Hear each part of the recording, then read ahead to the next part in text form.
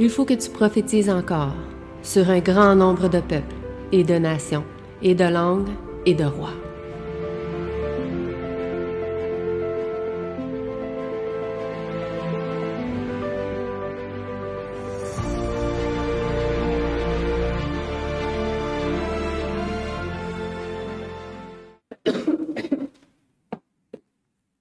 Donc, bonjour à chacun de vous.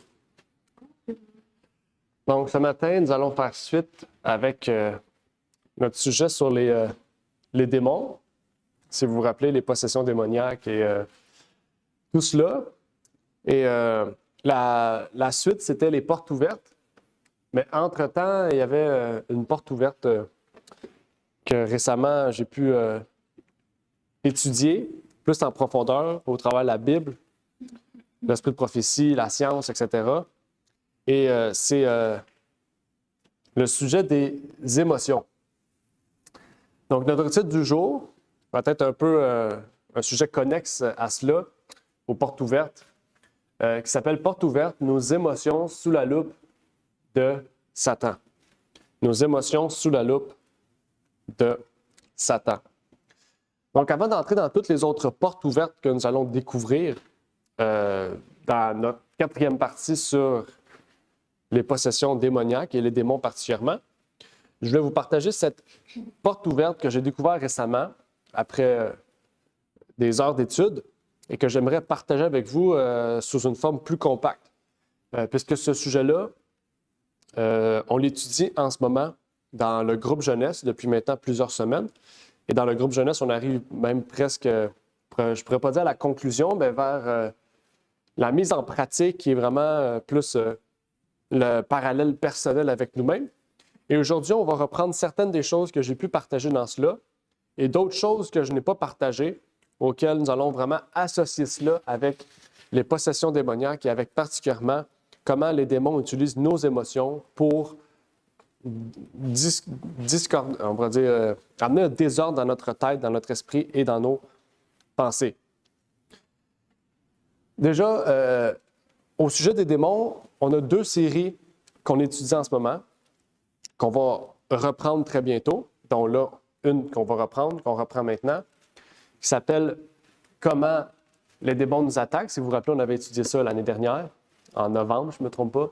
Comment les démons nous attaquent. On avait vu qu'ils utilisent nos pensées, puis nos pensées suscitent des habitudes suscitent, etc., notre imagination. On avait parlé de cela.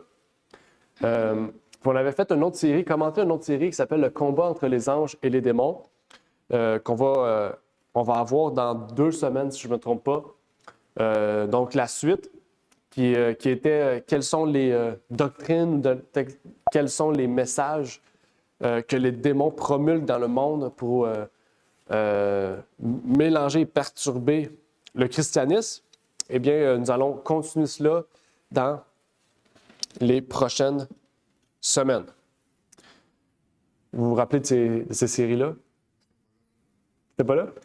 Non. Cette série-là? Ben, cette série-là était là, mais pas cette vidéo-là. Pas ce message-là. Ça, t'étais pas là? Oui, ça, t'étais là. Lui, t'étais pas là?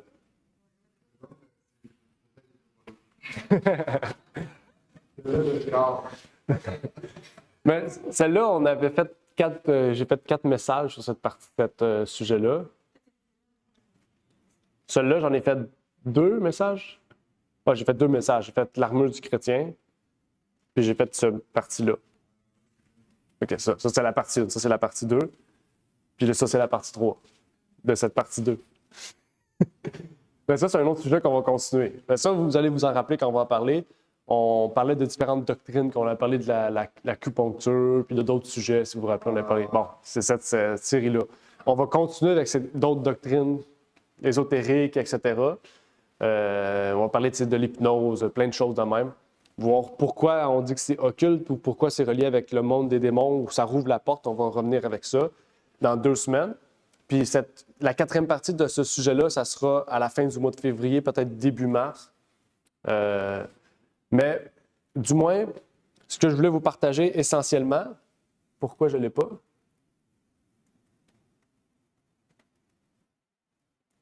Bon, j'ai oublié de le mettre. C'est le passage de Proverbe 23, verset 7, dans la version Martin, qui dit « Car... » Hein? Non. « Car selon qu'il a pensé à son âme, tel est-il. » Car selon qu'il a pensé en son âme, tel est-il. Proverbe 23, verset 7. C'est notre texte du jour. « Car selon qu'il a pensé en son âme, tel est-il. » C'est un texte qui fait allusion aux émotions. Donc, qu'est-ce qu'il pense de lui-même? Les émotions qu'il vit, en fait, c'est ce qu'il est.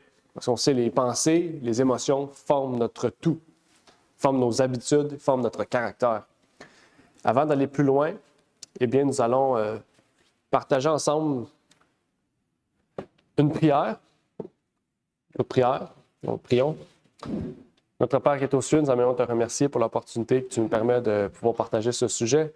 Eh bien, que tous ceux et celles qui écouteront ces messages, eh bien, puissent être, Seigneur, suscités, Seigneur, et touchés, et que ton esprit puisse travailler en eux pour que nos émotions ne puissent plus former notre tout, mais qu'ils puissent, Seigneur, être, non pas être non exprimés, mais que cette expression ne puisse pas former nos pensées, notre imagination et notre caractère, nos habitudes et toute notre être, Seigneur, et que tu puisses fermer cette porte aux démons, Seigneur.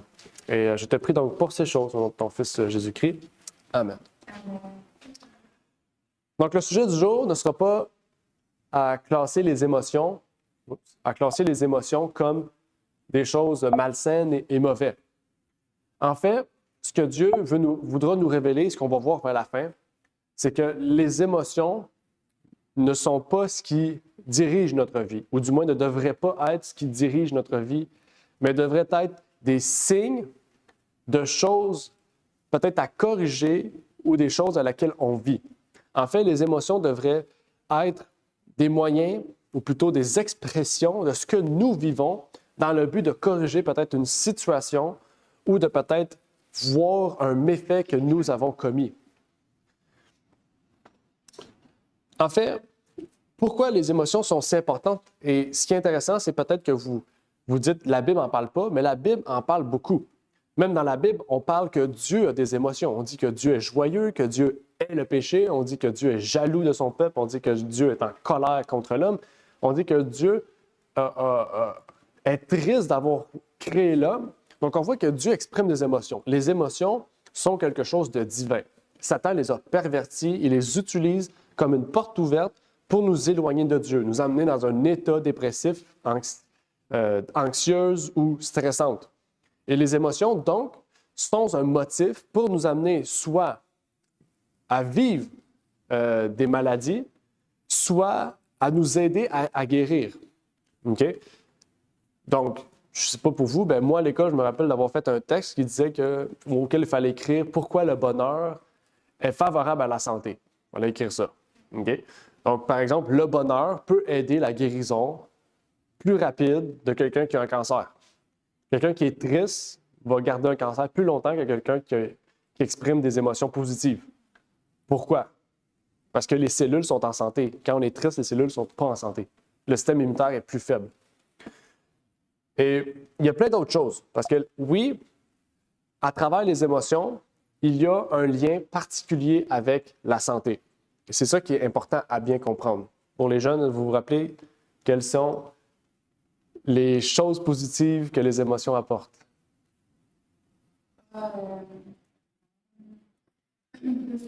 Ou du moins, même pour tout le monde. Pour David, pour les gens en ligne sur Google Meet, qu'est-ce que les émotions positives apportent de favorable sur notre santé? Hein? Longévité, effectivement. C'est surprenant, mais c'est prouvé scientifiquement que la santé, la bonne pression artérielle, comme David était présent même en esprit. Oui, longévité, une pression artérielle plus basse ou régulée. Ça apporte la dopamine, la joie, la santé. Oui, dopamine, effectivement. Un mode de vie sain. Oui, c'est large, ça. Risque moins de faire à la vie. Moins de trucs.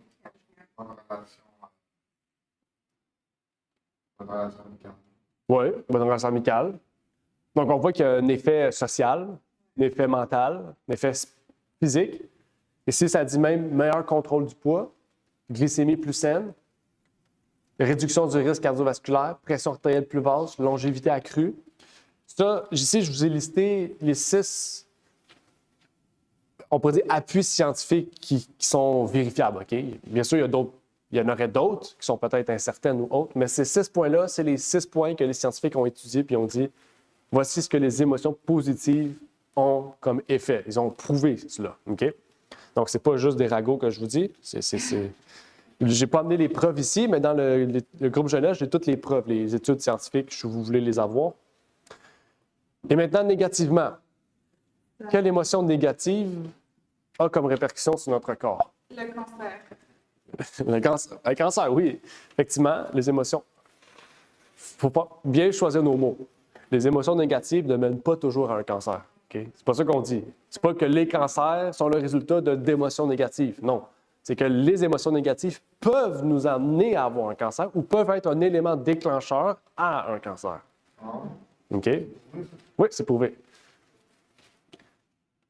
Oui, Dania? Oui, je peux dire le stress, l'anxiété. Mm-hmm. Quand on a le stress, ça nous déstabilise le corps entièrement. Mm-hmm. Effectivement. Effectivement. Vous allez être surpris, même la Bible, dans certains passages de la Bible, on nous montre ce que les émotions négatives ont comme répercussion sur le corps. C'est pas juste la science, la Bible approuvait déjà ces choses-là. OK? Oui, ça assèche les os. Là, vous direz, c'est quoi le rapport avec les os et les émotions négatives? Je peux vous en parler un peu, mais en fait, les émotions négatives mangent le calcium dans le corps. Le calcium, ça provient des os. Les os viennent plus faibles, donc plus de risques de maladie, d'ostéoporose. Là, vous direz pourquoi? Vous connaissez le dicton qui dit les femmes sont plus émotionnelles que les hommes? Après les études, j'ai fait des recherches aussi. L'ostéoporose, c'est une maladie qui se retrouve à 80% du temps chez les femmes. OK? Une des causes, c'est les émotions. Puis pourquoi à 50 ans? C'est parce que justement, toute leur vie, ils ont traversé des émotions et ça a été le cas. Là, vous pourrez dire, c'est pas vrai que les femmes sont plus émotionnelles que les hommes. C'est effectivement vrai. La différence, c'est que les femmes vivent les émotions différemment que les hommes. Les femmes gardent plus les choses, sont plus rancunières et les émotions sont donc plus à risque d'affecter leur santé que les hommes. Quand nous, on a une mauvaise émotion, on le montre, dans le sens où tu es en colère, tu vas aller voir le gars, tu vas lui dire, mais une femme, ça ne fait pas ça. Ça va tout garder, ça va pleurer, ça va stresser, ça va écrire dans un carnet toute sa vie. OK, on voit les femmes et les hommes vivent leurs émotions différemment et ça crée des maladies différemment parce que nous gérons, nous vivons et nous traversons nos émotions différemment. Mais effectivement, ça a un effet sur nos santé, sur nos os. OK? Je vais en parler dans quelques instants. Quel autre effet? Oui. Diabète, là, vous direz, c'est quoi le rapport? Il y a un rapport puissant entre le diabète, l'augmentation du risque de diabète et les émotions négatives. Et particulièrement, j'aimerais aussi vous dire, la colère, ceux qui vivent beaucoup de colère ou qui ont beaucoup de colère, ça augmente. La colère, en fait, c'est l'émotion négative qui augmente le plus de maladies. La tristesse, ça peut être tu peux traverser, tu peux avoir plus de risques. Souvent, quand quelqu'un est triste, qu'est-ce qu'il va? Il va manger du sucre ou il peut faire ça. Donc, ça peut être un risque à sa santé. Mais la colère, c'est l'émotion négative qui a le plus de répercussions sur la santé, mis à part le stress et tout. OK? Il y avait d'autres choses? Le débalancement hormonal. Oui, débalancement hormonal. OK? On va voir plein de choses, OK? On va en voir d'autres. Cancer, augmentation de cancer, débalancement hormonal, risque d'AVC, parce que la colère augmente la pression artérielle, particulièrement au cerveau, augmente les risques d'AVC. La fatigue. OK, oui, effectivement, la fatigue. Problème de sommeil, dans le fond, on peut être ça aussi. Dépression. Ça ralentit la cicatrisation des plaies. Là, vous serez surpris, c'est prouvé scientifiquement que la colère ralentit de 30 % la cicatrisation du corps. Là, si vous voulez l'étude, allez vérifier en ligne, mais vous serez surpris que dans le sang, quand on a des émotions négatives, le sang subit quelque chose qui fait qu'il cicatrise moins vite, en fait. OK? Je vous invite à aller voir en ligne, OK? Parce que, comme je vous dis, si je vous amènerais toutes les preuves de chaque chose-là, on aurait pour longtemps. Mais je vous marquerai pas ça si ça serait pas vrai.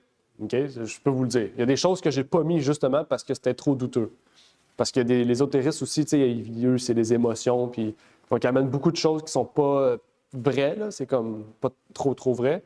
Mais ici, c'est tout prouvé. Les émotions négatives apportent des problèmes de peau. Vous le saurez, le stress, l'eczéma, toutes l'anxiété aussi, etc. Maladies neurodégénératives et démence. Les émotions négatives peuvent entraîner des maladies mentales aussi, à plus jeunes. Dans la suite, c'est maladies cardiovasculaires. Les émotions négatives, et particulièrement la colère, diminuent la capacité des vaisseaux sanguins à se détendre et donc augmentent le risque de maladies cardiaques et d'AVC. Parce que les vaisseaux sont plus tendus, moins de sang qui passe, plus de risques. Ostéoporose, stress. Les émotions négatives peuvent provoquer du stress qui pousse la glande surrénale à produire plus de cortisol et qui baisse le niveau de calcium dans les os. Donc quoi? Affaiblissement des os, résorption des os et réduit la dureté de vos os. C'est surpris. Donc, les gens qui sont beaucoup stressés ou qui ont des émotions négatives qui les poussent à stresser produisent plus de cortisol, baissent le niveau de calcium et affaiblissent vos os. Désolé. Affaiblissent vos os. C'est ce que Proverbe 16, verset 24 nous dit. La Bible dit. Les paroles agréables sont des rayons de miel, une douce sort à l'âme et la santé aux os. La Bible nous dit, les paroles agréables sont des rayons de miel, une douceur à l'âme et la santé aux os. OK? Donc, si on n'a pas de paroles agréables, l'inverse, ça affaiblit nos os. Psaume 31, 9 et 10 aussi en parle. Je trouve ça quand même intéressant. La Bible fait allusion aussi à des choses scientifiques. C'est intéressant. Ben oui. OK. C'est intéressant de montrer que ce n'est pas la science c'est pas la Bible qui appuie la science. C'est la science qui appuie la Bible. OK.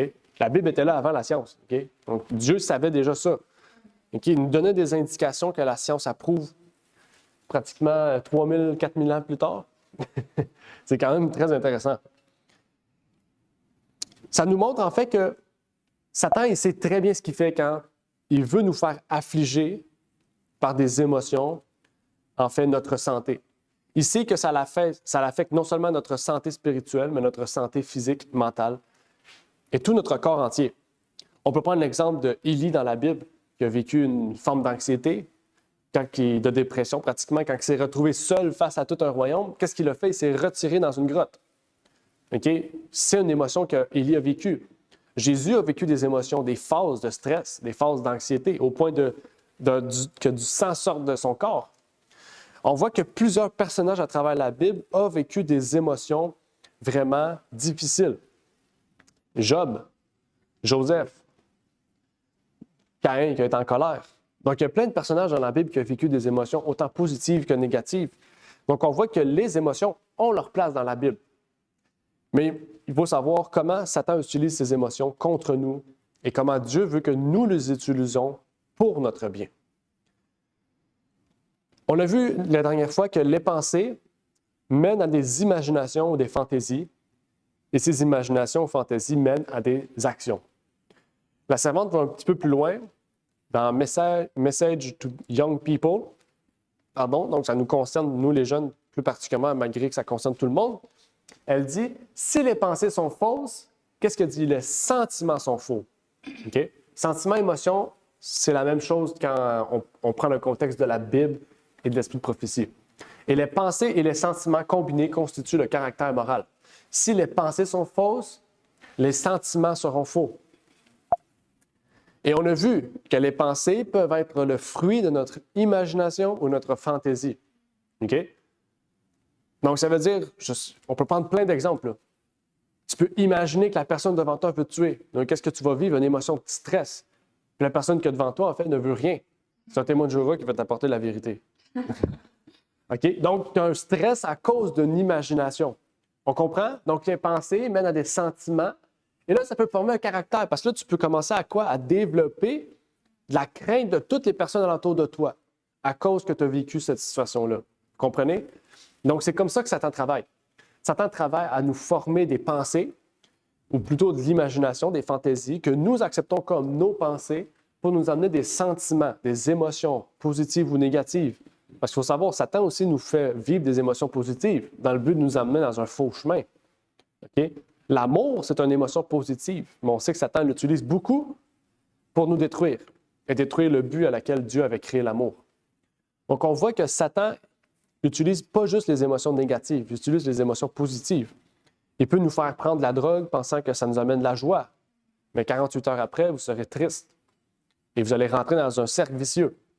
Donc, on voit, Satan sait très bien, il connaît très bien, c'est un grand psychologue, oui, psychopathe aussi, qui veut nous amener à vivre des émotions pour vivre au travers notre vie et détruire notre vie. Ça nous rappelle un peu ce que Michel nous avait dit, si vous vous rappelez. Michel nous avait dit que le programme New Start, c'est le programme A New Start, attitude. L'attitude a un effet sur notre santé. Et notre attitude, c'est aussi vis-à-vis de nos émotions. Comment allons-nous vivre nos émotions? Comment allons-nous laisser nos émotions guider notre vie? C'est ça, en fait, la question qu'on devrait se poser. Parce que l'Église de Satan, même la Bible de Satan, dit qu'on doit laisser nos émotions vivre notre vie. Il dit, laissez vivre votre vie. Laissez votre gut dominer votre vie. Laissez votre intérieur guider votre vie. Si vous vous sentez heureux, c'est que c'est bon. Si vous vous sentez triste, c'est que c'est pas bon. C'est illogique. Si on se base sur ça pour guider notre vie, on se laisse entièrement guider par Satan. Parce que Satan utilise les émotions et les émotions sont utilisées pour nous égarer. En fait, je vais vous dire maintenant une phrase simple qui va vous permettre de comprendre tout le message que je veux vous partager aujourd'hui avec vous. Dieu marche par principe, Satan marche par impulsion. Dieu marche par la foi, Satan marche par les émotions. C'est un principe simple. C'est le principe de tout ce message que je vous partage aujourd'hui. Dieu marche par principe, Satan marche par impulsion, Dieu marche par la foi, Satan marche par les émotions. Ces deux phrases-là sont le principe même de ce que je veux vous emmener aujourd'hui. Puis si vous comprenez ces deux phrases-là, vous comprenez non seulement le message aujourd'hui, mais tout le but des émotions pour nous. Dieu nous a permis de vivre des émotions dans le but de comprendre quelque chose. Dieu veut nous donner des émotions parce qu'il a un principe derrière ces émotions-là. Un exemple. Je donne des exemples que moi j'ai pris. Quand j'ai vu cette fille, j'ai eu un coup de foudre. C'est sûr que c'est la bonne. Qu'est-ce qui arrive? Impulsion. C'est quoi l'impulsion? Joie, amour, paix, ressentiment positif. Donc c'est bon. C'est bon signe. Est-ce comme ça que Dieu fonctionne? Non. Si ça serait comme ça, je ne serais pas devant vous aujourd'hui. Parce qu'il y a plein de choses que j'ai ressenties la première fois qui étaient le fun. Ça ne veut pas dire que c'est bon. Voici comment Dieu réfléchit. Quand j'ai vu cette fille, j'ai foi que Dieu avait répondu à ma prière et j'aimerais développer un lien d'amitié dans le but de pouvoir connaître cette personne-là. Est-ce que c'est comme ça que Dieu travaille? Oui. OK? On n'a pas laissé nos émotions guider nos actions. On a laissé nos émotions nous révéler est-ce que cela vient de Dieu ou cela ne vient pas de Dieu? Et est-ce que cela peut être une réponse à ma prière ou non? Nos émotions aussi ne sont pas le fruit automatiquement d'une réponse à nos prières. Aussi, on a tendance à voir ça. Je prie Dieu pour que j'aie un travail. J'ai ce travail-là, je suis joyeuse, j'ai la réponse de Dieu. Pas nécessairement. Parce que Satan aussi peut répondre. Pas à vos prières, mais dans le sens, peut répondre à vos attentes. Parce que si vous mettez vos attentes au-dessus de celles de Dieu, Satan va prendre le pari. On remarque ici la différence. Dieu marche par principe, Satan marche par émotion. Satan marche par impulsion. Et nous pouvons commencer à voir le moyen par lequel Satan veut travailler sur nous est tenté de nous détourner de la voie que Dieu nous a promis. En fait, c'est un combat quotidien. Chaque jour, en fait, on se bat contre nous-mêmes. OK? Je dis nous-mêmes, c'est contre la chair, mais la chair vit en nous. Donc, c'est contre nous-mêmes. La messagère nous dit, quand nous allons à lui pour la sagesse ou la grâce, nous ne devons pas nous tourner vers nous-mêmes pour voir s'il nous a donné un sentiment spécial comme assurance qu'il a accompli sa parole. Comprenez? Le sentiment n'est pas un critère. De grands maux sont survenus lorsque les chrétiens ont suivi leurs sentiments. Satan peut donner des sentiments comme guide, des sentiments et des impressions, et ceux qui les prennent comme guide seront sûrement égarés. Comment puis-je savoir que... Alors, pas sérieux? Je suis cheap à ce point-là? Bon. Ah, il est là. Ah. J'ai copié la PowerPoint, mais j'ai oublié de changer le texte. Désolé. Je vais le changer après. Comment puis-je savoir que Jésus entend ma prière? Comment puis-je savoir? Et je le sais, je le sais par sa promesse. Je le sais à cause de sa promesse. J'ai 2 fois les mêmes phrases, je ne sais pas pourquoi.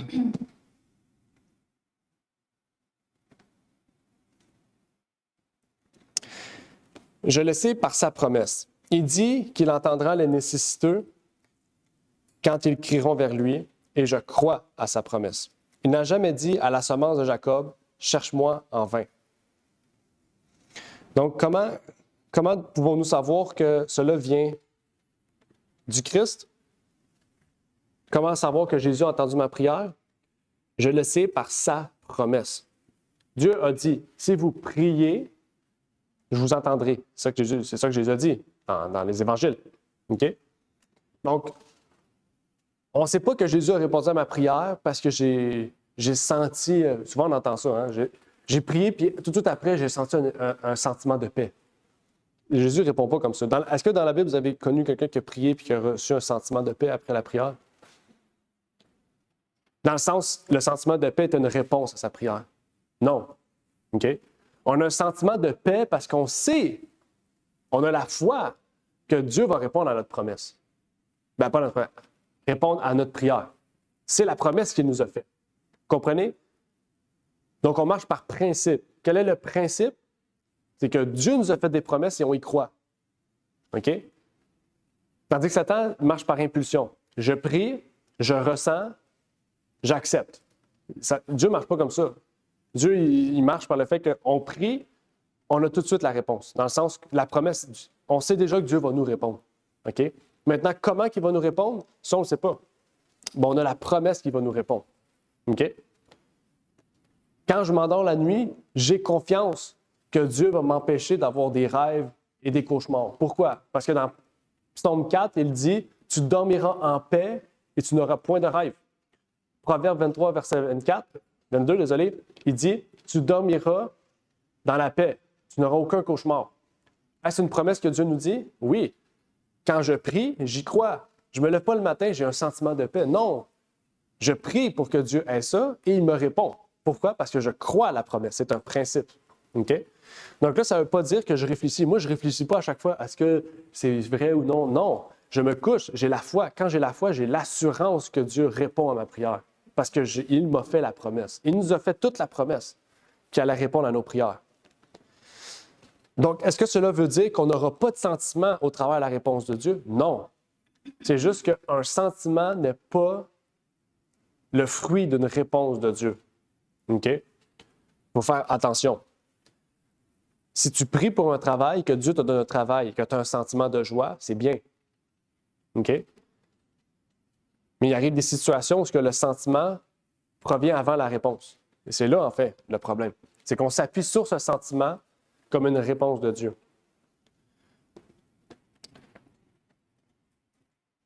Nous allons comprendre dans notre esprit la réponse de Dieu ou nous allons voir sa main. Et ça nous amène vers quelque chose de plus profond.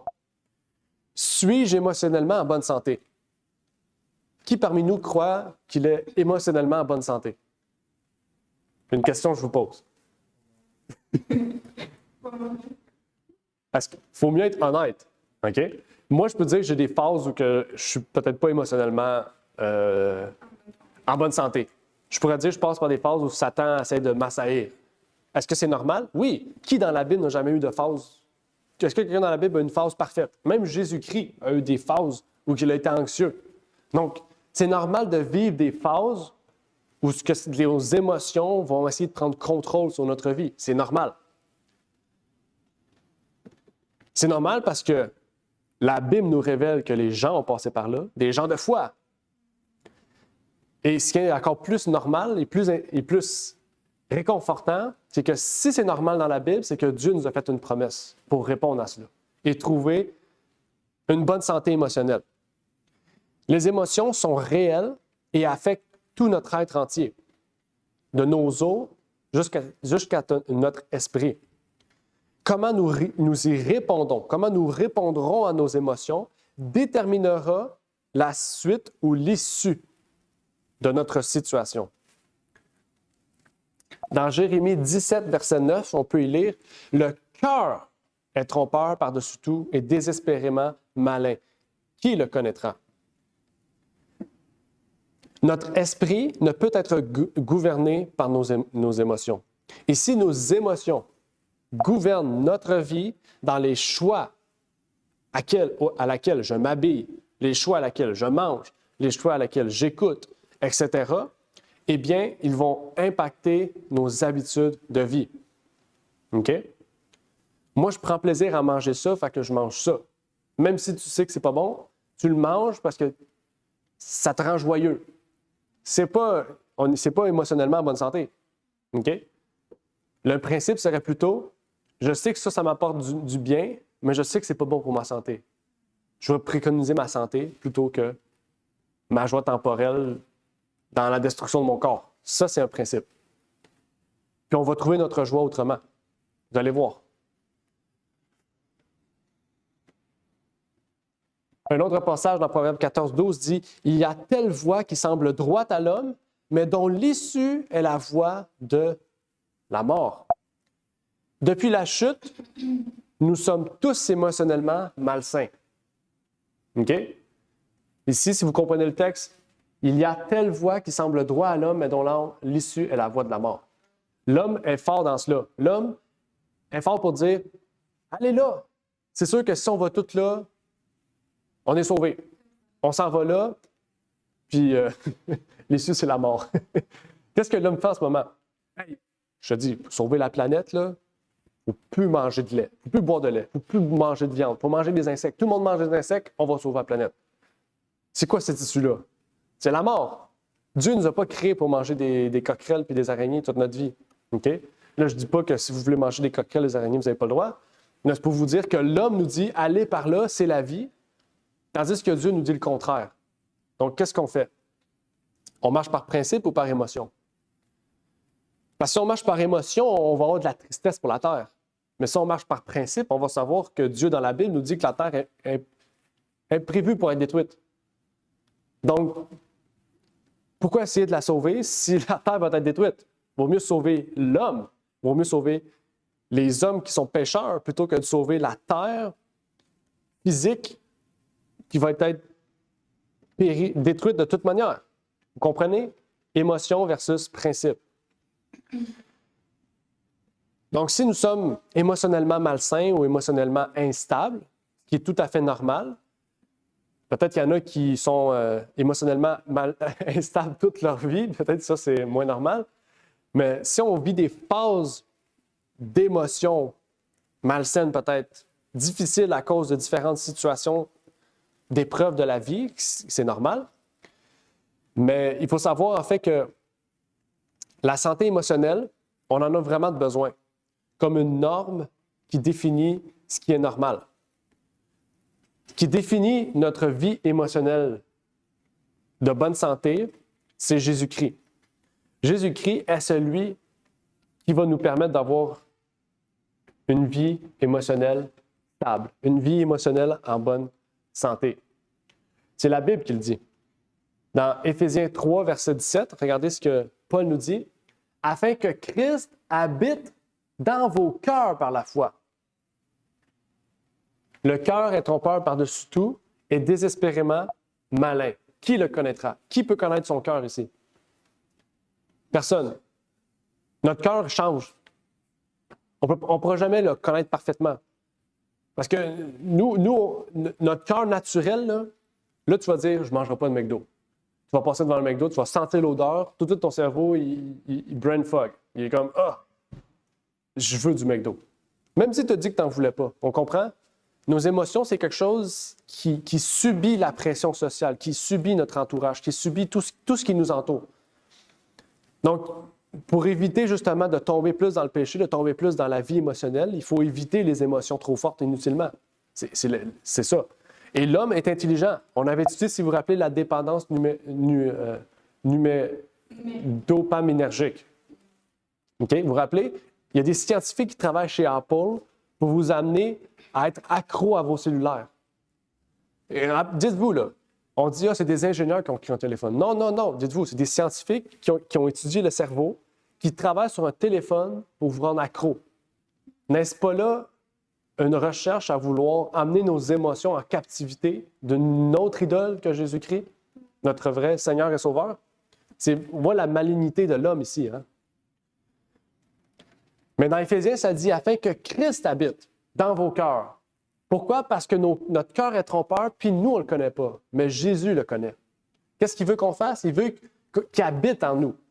Katekao, OK?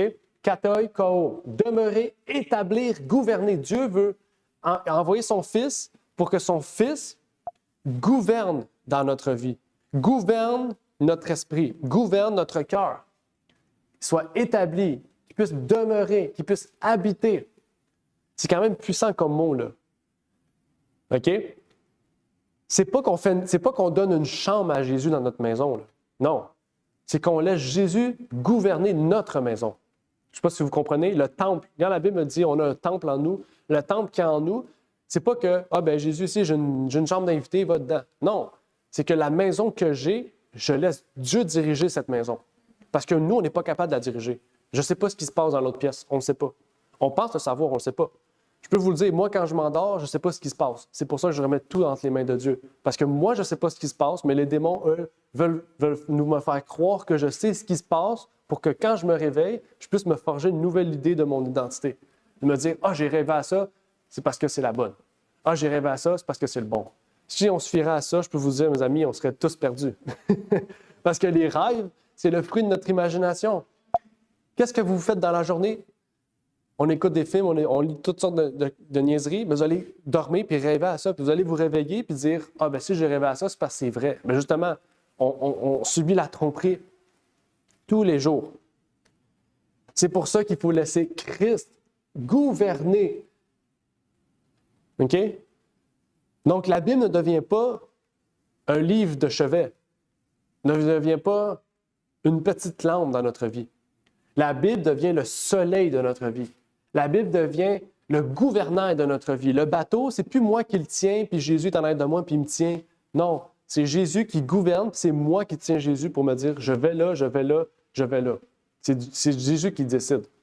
On laisse Christ habiter en nous. Je trouvais que c'est puissant parce que habite, c'est comme, OK, mais il vient avec moi. Non. Ça dit gouverner, demeurer, établir. C'est le fondement, c'est lui qui a la maison. C'est puissant comme expression. En fait, nous sommes libres d'utiliser nos émotions comme un indicateur. Nos émotions sont un indicateur. La peur est une émotion. Est-ce qu'on se laisse vivre par la peur? Je suis sûr que vous connaissez des gens qui se laissent gouverner par la peur. C'est des gens aussi qu'on a de la difficulté à parler, à voir. Mais la peur, c'est une émotion normale. Quand tu te retrouves dans une... Par exemple, là, maintenant, on peut comprendre, par exemple, pour ceux qui sont mariés, David, tu es marié, si ta femme se ferait attaquer, c'est normal que tu aurais une crainte pour la protéger. C'est une émotion normale. OK? De vouloir protéger notre prochain, notre famille. Quand les parents ont des enfants et qu'ils veulent protéger leurs enfants, ils ont une certaine peur, une protection, une émotion. Et c'est normal. Pourquoi? Parce que c'est un indicateur de danger. mais on ne se laisse pas vivre par la peur. On ne se guide pas par la peur. La peur ne devient pas un outil pour valider le meurtre, valider le vol, valider... Vous comprenez? Mais la peur devient une indication qu'il y a un danger et qu'à ce moment-là, eh bien, on peut prier. À ce moment-là, on a vu la légitime défense la semaine passée, donc je n'ai pas oublié, on peut se protéger aussi. Mais cela va nous amener à une santé émotionnelle positive. Parce que les émotions peuvent être un objet positif pour nous. La Bible dit, soyez joyeux. La Bible dit, en Christ, soyez joyeux. La joie est une émotion. Ce n'est pas juste la joie de fait d'être joyeux. Là, okay? La joie du cœur, c'est une joie profonde, c'est une joie divine, c'est une joie particulière. En fait, la Bible nous dit qu'un esprit rempli de foi est la santé pour le corps et l'âme. Et l'esprit de prophétie dit ça aussi. Dans le ministère de la guérison, ici c'est la version anglaise, je l'ai juste traduit, ce n'est pas la version officielle en français. Elle dit le courage, l'espoir, la foi, la sympathie, l'amour favorisent la santé et prolongent la vie. On a parlé de ça tantôt. La Bible en parle, okay? C'est tous des termes de la Bible. Un esprit satisfait, une humeur joyeuse sont synonymes de santé pour le corps et de force pour l'âme. C'est puissant ici, je trouve, ce qu'elle nous dit ici. Un esprit satisfait, une humeur joyeuse sont synonymes de santé pour le corps et de force pour l'âme. Juste pour vous dire, ce qu'on voit depuis tantôt, ce n'est pas dans les études pour la jeunesse. Okay? C'est toutes des choses, je vous ai ajoutées pour vraiment spécialement ce message, l'associer avec les démons. Donc, si nous sommes émotionnellement en santé et notre foi équilibrée avec notre émotion, voici ce qui arrivera dans notre vie, positivement. En fait, nos émotions ne seront pas la réponse à nos actions, nos pensées, nos paroles. Important, nos émotions ne sont pas la réponse à nos actions, à nos pensées et à nos paroles. Nos émotions n'affecteront pas notre santé physique, mentale et spirituelle. OK? À part les émotions positives, si on parle des émotions négatives. Nos émotions ne nous guideront pas dans nos choix de vie. Ah, je sens que c'est un bon choix. Je sens que c'est un bon choix.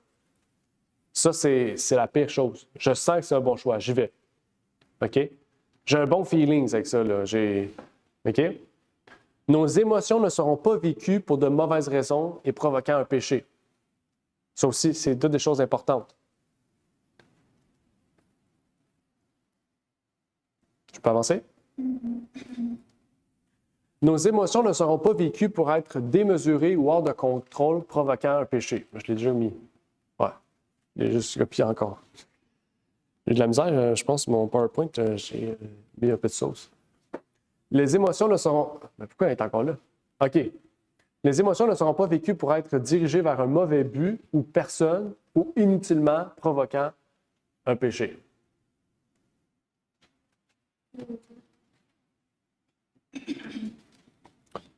OK? Donc, les 5 cotations ici, c'est... Oui, c'est ce qu'on a vu jusqu'à présent. OK? C'est ce qui ne doit pas être dans notre vie, d'après ce qu'on a vu jusqu'à présent. Donc, on va revenir. Foi versus sentiment. Aujourd'hui, on vit dans une société très émotionnelle et ça a beaucoup de répercussions sur la foi. Le christianisme en général. Le christianisme est devenu très sentimental. On appelle ça le sentimentalisme. C'est dû depuis le dernier siècle, auquel plusieurs mouvements, soi-disant de réforme ou de réveil, ont amené ce sentimentalisme accru. Dans le sens commun, les émotions et les sentiments sont synonymes. Mais selon certains scientifiques, les émotions sont des réponses comportementales, automatiques et inconscientes, tandis que les sentiments se caractérisent par des expériences conscientes qui s'ajoutent à toutes ces réponses inconscientes. C'est-à-dire, c'est comme si le sentiment n'existait que grâce à plusieurs émotions ensemble. Comme je vous ai dit tantôt, bibliquement parlant, les émotions et les sentiments, c'est la même chose. En général, c'est la même chose. Aujourd'hui, il y a quelques scientifiques qui disent que sentiment et émotion, c'est pas la même chose. Mais on se fie à la Bible. La Bible montre que c'est la même chose. OK?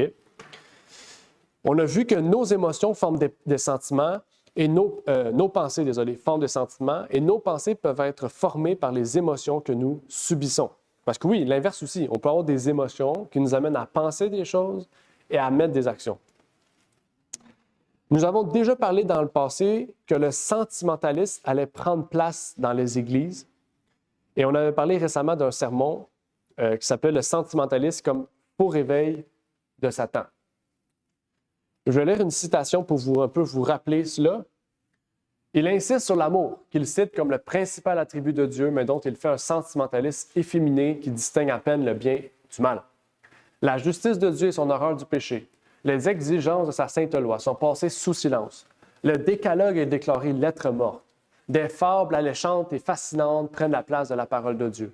Jésus-Christ est tout aussi bien renié qu'auparavant, mais Satan aveugle tellement les hommes qu'il ne distingue pas ses pièges. C'est intéressant ici. Je ne sais pas si vous avez remarqué le christianisme aujourd'hui, l'état du christianisme aujourd'hui, mais on est dans une bulle chrétienne auquel, en fait, tout ce qu'on fait au nom de Dieu est bon. Tout ce qu'on dit au nom de Dieu est bon. Récemment, je pense que c'est cette semaine, il y a une nouvelle boisson énergisante qui était sortie par, j'ai oublié le nom, d'un jeune de 22 ans, j'ai oublié son nom. C'est Praise Energy Drink. Boisson énergisante adoration, français. Okay? C'est Crawford, j'ai oublié son nom. C'est le jeune, en tout cas, peu importe. Et ce jeune homme-là a sorti donc une boisson énergisante chrétienne. Là, il y a une partie des chrétiens qui étaient comme « Oh, wow, une boisson énergisante chrétienne, on va pouvoir adorer Dieu et tout. » Une autre partie est comme « Ben, c'est un peu poussé, tu sais. » Mais tu sais, soyons sérieux. D'après vous, est-ce qu'une boisson énergisante chrétienne est différente de Monster ou de Rockstar? Qu'est-ce qui différencie? Le package, la bouteille. La différence, c'est la bouteille, l'enveloppe. L'enveloppe, c'est écrit Dieu. Mais le contenu là-dedans, j'ai lu les ingrédients, c'est autant nocif qu'une Red Bull. OK? Vous comprenez ici? On utilise Dieu, puis on dit tout ce qu'on fait pour Dieu est bon. OK? Pourquoi? Parce qu'on veut faire passer l'amour, on veut faire passer Dieu. On dit qu'on utilise ça, on met des cœurs dessus, on met des anges, on met plein de choses qui font passer Dieu. Bien là, on peut évangéliser. OK? C'est une idée un peu farfelue, étirée, qui aujourd'hui est devenue normale. Je vais juste vous dire, c'est devenu normal. Aujourd'hui, on fait des boissons énergisantes chrétiennes, on fait des films chrétiens, on fait même des livres romantiques chrétiens. C'est encore plus absurde. On fait des séries chrétiennes. On fait, qu'est-ce qu'on fait d'autre? Du linge chrétien. On fait... tout ça, c'est béni, soi-disant. Okay? Quand on les porte, c'est comme on a une bénédiction, une grâce spéciale. C'est le sentimentalisme qu'on apporte aujourd'hui. En fait, on ne distingue plus le bien du mal. Okay? Une boisson énergisante qui porte le nom de Dieu n'est pas bénie, n'est pas plus spéciale qu'une Red Bull. Dans les deux cas, si j'en bois 10 de Praise God, je suis sûr que je me ramasse à l'hôpital. Okay? Donc, les effets sur la santé ne sont pas mieux. Okay? Ici, c'est pour vous dire qu'on ne discerne pas le bien du mal. On utilise les émotions, les sentiments, une idée farfelue comme, soi-disant, un réveil, un retour, en fait, à une enveloppe culturelle, soi-disant chrétienne. Mais on comprend, la foi n'est pas un sentiment.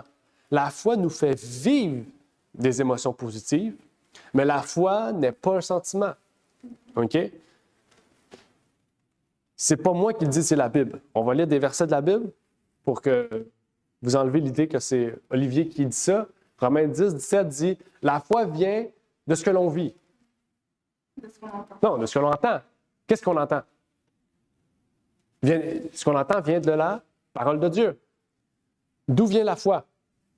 La foi vient de ce qu'on entend, la parole de Dieu. Quand vous lisez la parole de Dieu, ça se peut que vous soyez triste parce que vous allez reconnaître votre état de pécheur. Ça se peut que vous soyez joyeux parce que vous allez découvrir une espérance. Mais est-ce que la joie et la tristesse confirment que vous avez la foi? Non, c'est le fruit de la foi. La Bible dit la tristesse nous mène à la repentance. La Bible dit que la joie est le fruit de l'esprit. Donc, on comprend la joie, la tristesse, c'est des émotions qui sont le fruit de la foi et non pas ce qui nous a amené à la foi. OK? Un autre passage se trouve dans Hébreux 11, 1. Il nous dit « Or, la foi est une ferme attente des choses qu'on espère, une démonstration de celles qu'on ne voit pas. » La foi est une confiance. Une émotion ne peut pas apporter confiance. On vient de dire qu'on ne peut pas avoir confiance dans nos émotions. Le cœur de l'homme est mauvais. Donc, la foi est une ferme attente, une ferme espérance, une confiance de ce que nous connaissons. Qu'est-ce que nous connaissons? La parole de Dieu. Et espérons sur la base des promesses de Dieu. Donc, encore une fois, les émotions sont le fruit de ce que nous connaissons et ce qui provient de la parole de Dieu.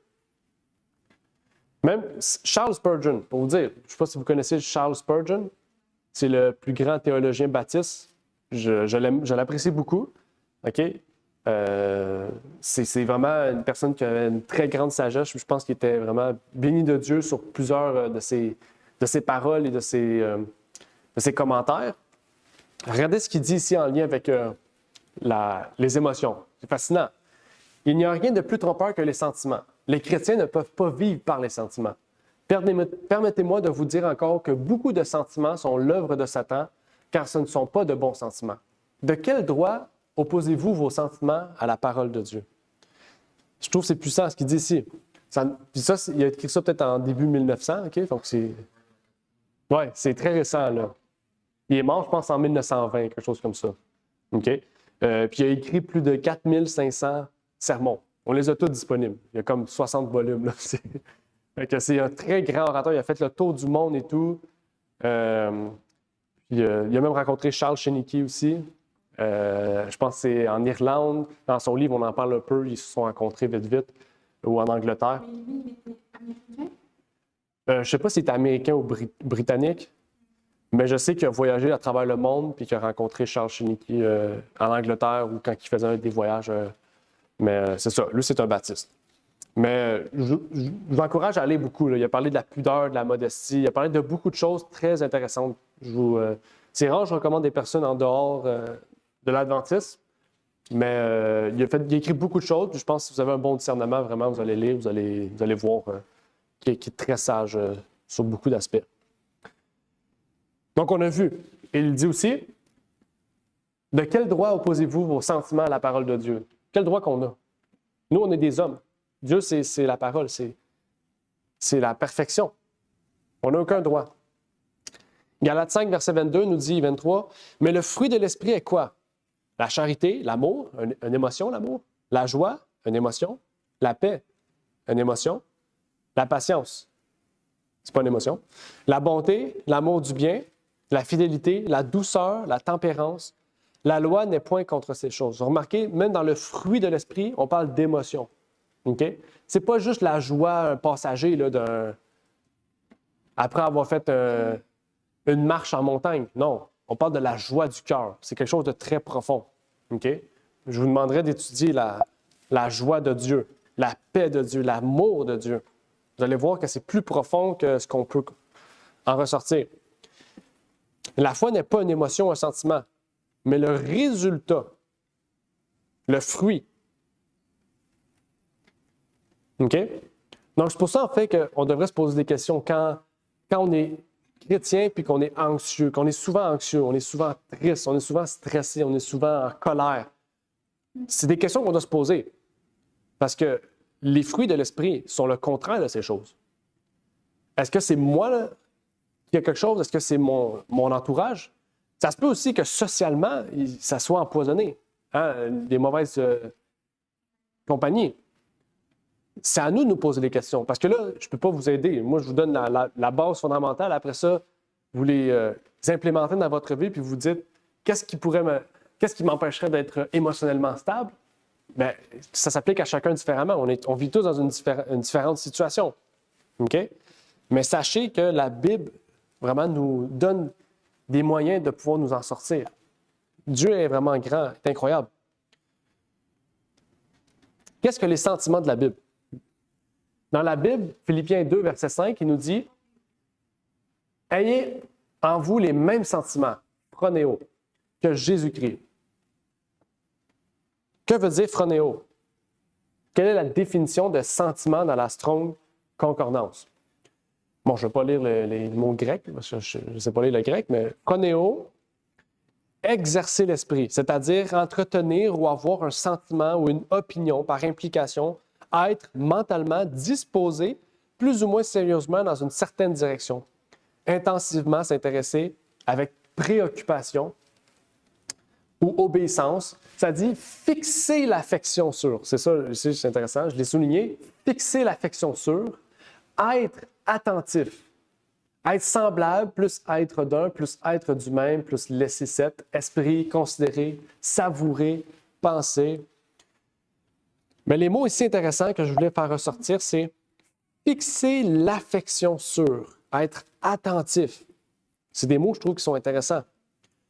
Le mot phronéo, sentiment, quand la Bible nous dit dans Philippiens, ayez en vous les mêmes sentiments que Jésus-Christ, c'est pas dire Jésus a traversé l'anxiété, je vais avoir de l'anxiété. Non, c'est pas ça. Okay? Ayez-vous les mêmes sentiments que Jésus-Christ? Qu'est-ce qui le formait au centre de lui? Quel était le tout de Jésus? À quoi Jésus fixait ses affections sur?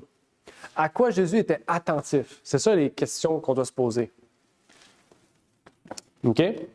Le mot phronéo fait donc allusion au sentiment qui est formé par des pensées divines et forme des émotions positives.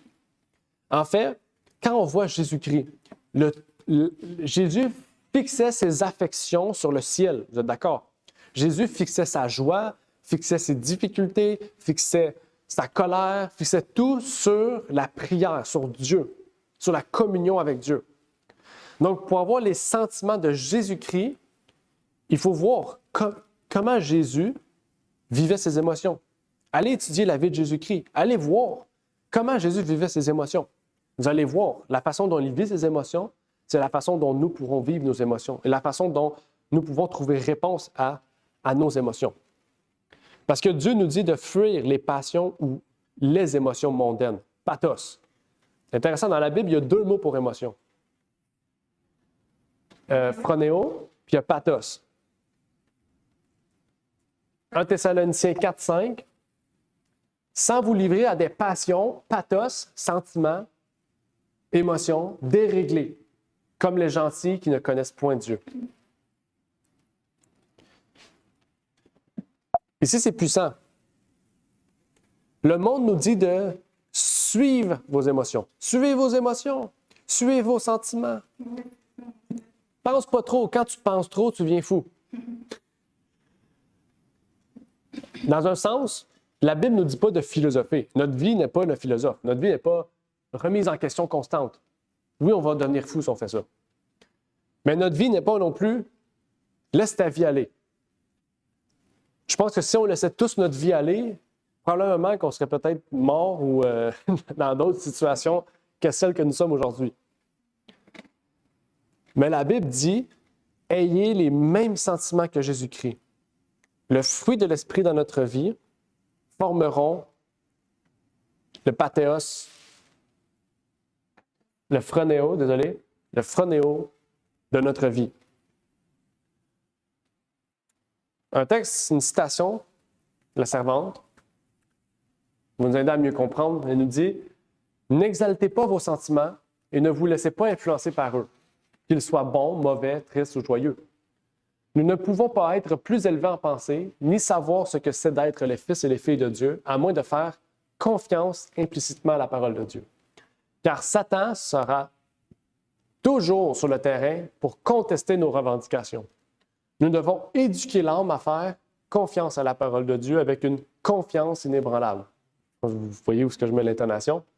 Laissez la gratitude et la reconnaissance jaillir du cœur et cessez de blesser le cœur du Christ en doutant de son amour qui nous a été assuré par des preuves stupéfiantes, car il nous a tellement aimés qu'il a donné sa propre vie pour nous afin que nous ne périssions pas, mais que nous ayons la vie éternelle. C'est quoi le mot qui ressort le plus? Confiance. C'est quoi le mot confiance? Foi. Assurance. La foi doit être le centre de notre vie et le centre de nos émotions. En fait, nous pouvons avoir des sentiments et des émotions entre humains. Est-ce que ça veut dire qu'on ne peut pas développer de l'amour fraternel entre humains? Non. Comme j'ai dit, la Bible ne nous dit pas de ne pas avoir de sentiments et d'émotions, d'être apathique et de rien vivre. Non. La Bible nous dit juste de ne pas laisser nos émotions et nos sentiments dominer notre vie. Parce que c'est à ce moment-là que Satan aussi va dominer notre vie. En fait, la spiritualité n'est pas une question d'émotion. La spiritualité est une question de confiance. La spiritualité est une question de remise entre les mains de Dieu. Quand on lit la parole de Dieu, Dieu nous dit « Priez, jeûnez », souvent c'est ça que ça revient, « Priez », associer ensemble la prière, le jeûne, il dit « Restez réveillés, restez alerte ». C'est quoi l'alerte? Le discernement entre le bien et le mal. Être apte à pouvoir discerner le bien et le mal. Si on vit par des émotions, on ne pourra jamais discerner le bien et le mal. Donc, il faut éloigner de nous tout ce qui va nous amener à vivre des émotions qui sont fausses.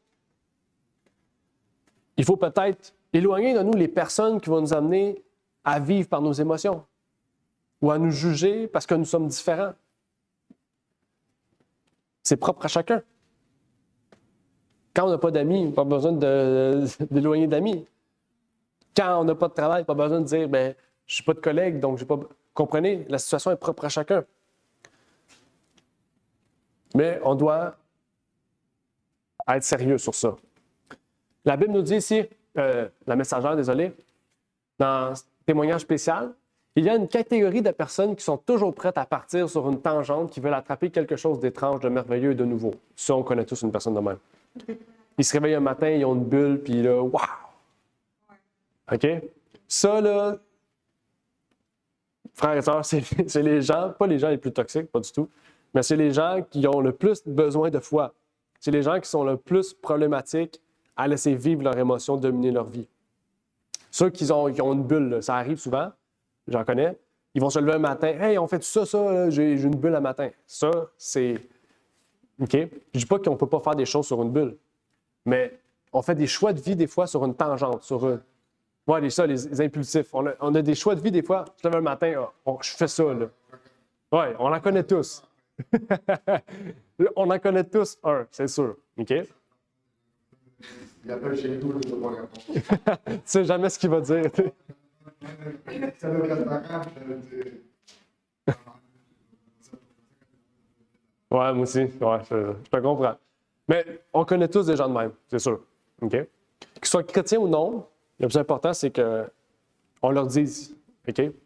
Parce que ces gens-là, ils doivent prendre de grosses précautions. Déjà, ils doivent reconnaître leurs besoins, s'ils ont, et faire attention.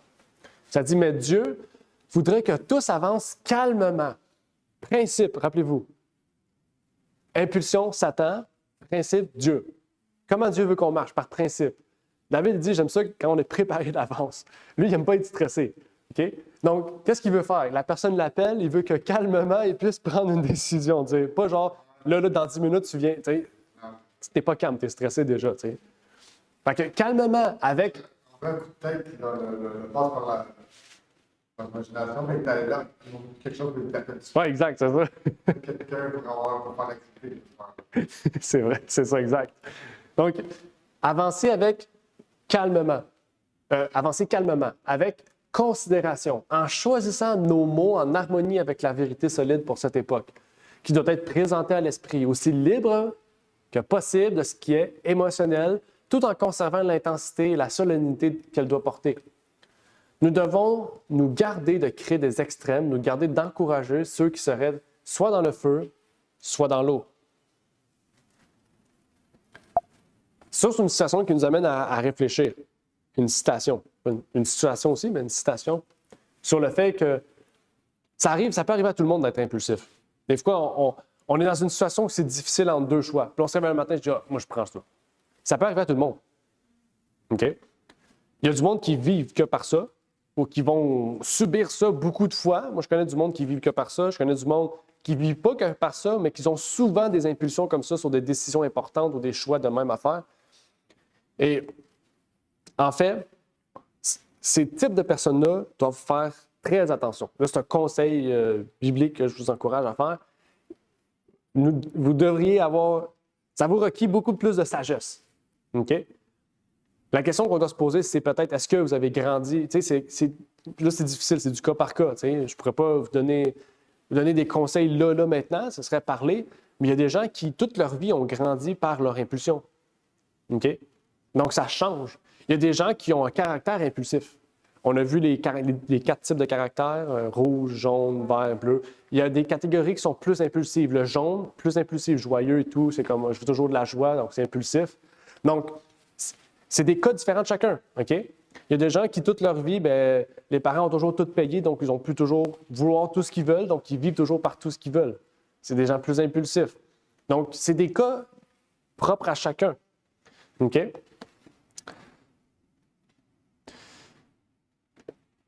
En fait, ça nous amène vraiment à voir que les émotions ont vraiment une place dans notre vie et qui peuvent aussi être un outil, une porte ouverte à Satan.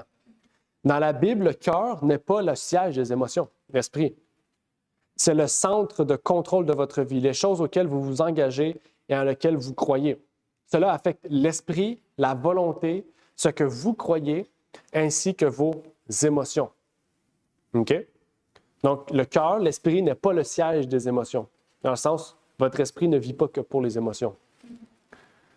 Dans Philippiens 4:8, on peut y lire, on va vers la conclusion. Au reste, frères, que toutes les choses qui sont véritables, toutes celles qui sont honnêtes, toutes celles qui sont justes, toutes celles qui sont pures, toutes celles qui sont aimables, toutes celles qui sont de bonne réputation, où il y a quelques vertus et qui sont dignes de louange, que toutes ces choses occupent vos pensées. Ici, Philippiens, plutôt Paul, nous relate, en fait, le fondement même de ce qui devrait occuper nos pensées. Si ces choses occupent nos pensées, je ne dis pas que tout va être parfait, ce serait faux, mais vous allez vraiment vous aider. Vous allez vous mettre dans un bon bateau, on pourrait dire ça, là. Okay? C'est solide, là, ce que Paul ici parle. Okay? C'est pas du gâteau, là. C'est de la nourriture solide. Si on prend le temps de décortiquer chaque aspect, ce qu'on ne fera pas maintenant parce que je suis déjà à 1h07, j'ai dépassé mon temps, mais je vous invite sincèrement, frères et sœurs, à prendre le temps d'étudier Philippiens. Je peux vous le dire, ici, il y a plusieurs aspects. Vous pouvez prendre toutes les choses qui sont véritables, décortiquer ça, puis étudier. Vraiment, il y a beaucoup de choses à voir et à comprendre. Et je vous invite à le faire. J'aurais aimé le faire, mais mon temps est écoulé. Mais c'est un devoir que je vous recommande de faire. Mais ça, c'est un choix propre à chacun. Mais cette semaine, méditez ce verset-là. Philippiens 4, verset 8. Qu'est-ce qui doit occuper nos pensées? OK? Qu'est-ce qui doit occuper nos pensées? Et c'est intéressant parce que ce qui occupe nos pensées provient de nos 5 sens. Ce que vous regardez, ce que vous mangez, ce que vous écoutez. Toutes ces choses-là, c'est ce qui nous amène à penser. Des fois, on dit, ben non, tu sais, quand je mange, je ne pense pas. On l'a vu récemment, hein, l'estomac est relié avec notre cerveau, hein, si vous vous rappelez. Quand on mange des choses solides, notre cerveau, il vient mort, là. Il vient en bêta-mode. Ça veut dire le lobe frontal est désactivé. Okay? Donc, nos 5 sens affectent nos pensées, affectent notre cerveau. Qu'est-ce que la Bible dit à cela? Toutes les choses qui sont véritables, toutes les choses qui sont honnêtes, toutes les choses qui sont justes. Je vous invite à aller voir qu'est-ce que ça dit à ce sujet-là. OK? Je ne vais pas le faire maintenant, mais c'est un encouragement que j'aimerais vous faire. Et ça mettra fin à notre sujet du jour, qui était porte ouverte, nos émotions sous la loupe de Satan. J'espère que ce sujet-là a pu vous interpeller, vous sensibiliser aussi à bien comprendre nos émotions, à bien aussi pouvoir vivre. Du moins, c'était un peu une introduction parce que je n'ai pas parlé beaucoup et je pourrais en parler encore des heures. Mais j'espère que cela a pu vous permettre de mieux comprendre et associer ça aussi avec surtout Satan. Comment Satan peut utiliser ça comme un outil pour nous détruire, un outil pour nous amener dans un chemin qu'on ne voulait peut-être pas, mais qu'on a laissé nos émotions nous emmener. En fait, c'est vraiment quelque chose que je vous amènerais à réfléchir pour vous-même et à méditer. Nous allons terminer donc par une prière.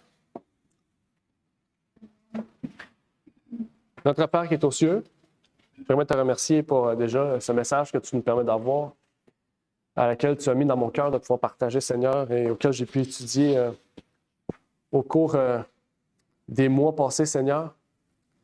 Et tu m'as amené à comprendre beaucoup de choses et c'est une joie de pouvoir le partager avec mes frères et sœurs aussi que j'estime, Seigneur, à haut degré dans mon cœur et qui, Seigneur, mérite aussi de connaître ces choses et de comprendre ces choses, puisque ta parole nous révèle à quel point la foi est cruciale dans notre vie, la confiance que nous devons avoir en tes promesses, en tes bénédictions. À quel point aussi les émotions peuvent jouer un rôle crucial sur notre vie mentale, notre vie spirituelle, notre vie physique, sur notre être entier, Seigneur. Eh bien, que tu puisses, Seigneur, nous guider dans notre vie. C'est ta volonté, Seigneur, eh bien, que tu puisses non seulement être un conseiller pour nous, mais que tu puisses nous tourner vers des gens qui pourront aussi nous conseiller, qui ont une intelligence, une sagesse, Seigneur, de ta parole, qui sont choisis pour être des conseillers, peut-être des personnes qui ont plus d'expérience. Eh bien, montre-nous, Seigneur, guide-nous, puisque nous avons besoin non seulement de toi dans notre vie, mais nous avons besoin de la fraternité, Seigneur, de la famille du Christ. Si nous sommes véritablement une famille, nous sommes là pour nous aider, nous élever, nous entretenir, Seigneur. Eh bien, que tu puisses nous permettre cela pour que nous puissions réellement être une famille unie en toi et par ton Esprit, Seigneur. Eh bien, c'est ma prière pour ces choses au nom de ton Fils Jésus-Christ. Amen. Merci d'avoir écouté cette vidéo. Si vous désirez rejoindre l'œuvre au Québec, veuillez nous contacter par email à asjh1889 de Terrebonne @gmail.com et via Facebook à commercial ASJH1889 de Terrebonne. Merci à vous et que Dieu vous bénisse.